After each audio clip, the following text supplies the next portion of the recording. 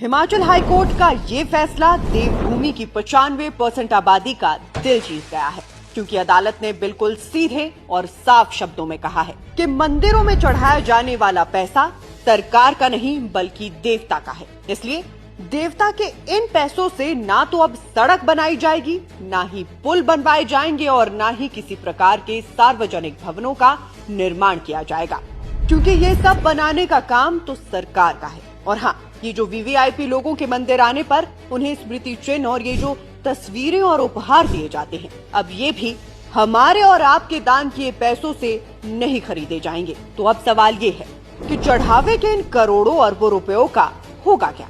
खबरों का पंचनामा में आज हम यही पता लगाएंगे। तो जैसा कि आपको पता ही होगा, पहले जयराम सरकार ने और अब सुक्खू सरकार ने प्रदेश के मंदिरों से पैसे मांगे। किसी ने गौशाला चलाने के लिए मांगे तो किसी ने योजना। मगर अब हिमाचल हाईकोर्ट ने साफ कहा है कि धर्म का पैसा अब धर्म के ही काम आएगा और ये संस्कृति और समाज के असली कल्याण में खर्च होगा। अदालत ने आदेश दिया है कि दान की रकम वेदों, उपनिषदों और योग की शिक्षा के प्रचार प्रसार में लगाई जाए।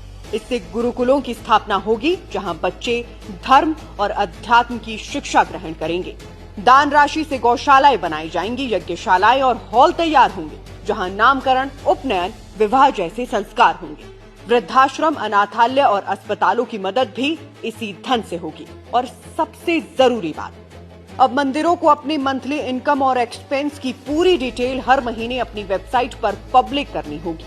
यानी कौन सा काम हुआ, कितने समय में हुआ और पैसे कितने खर्च हुए, ये सब भक्तों को भी बताया जाएगा। और अगर कोई ट्रस्टी या अधिकारी इस धन का दुरुपयोग करता पाया गया तो उससे वो राशि वसूली जाएगी, क्योंकि अदालत ने साफ कहा है धन देवता का है, सरकार का नहीं। बाकी मेरी माने तो देवभूमि हिमाचल से निकला ये फैसला सिर्फ एक राज्य के लिए नहीं बल्कि पूरे देश के लिए एक मिसाल बन सकता है, क्योंकि मेरा मत तो यही कहता है, धर्म का पैसा धर्म के ही काम आना चाहिए।